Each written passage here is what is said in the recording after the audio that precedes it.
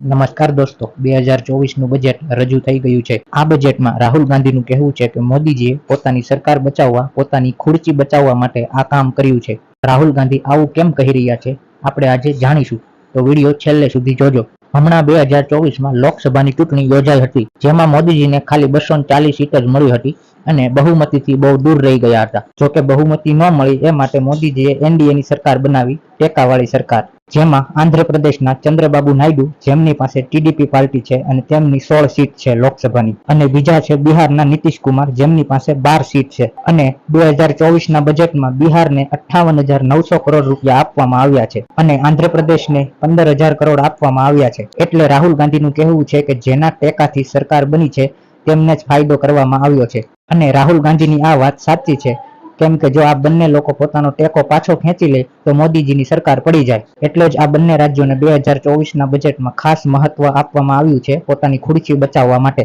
અને ભાજપનું ગઢ ગણાતું એવું આપણું ગુજરાતને આ વખતે ઠેંગો આપવામાં આવ્યો છે.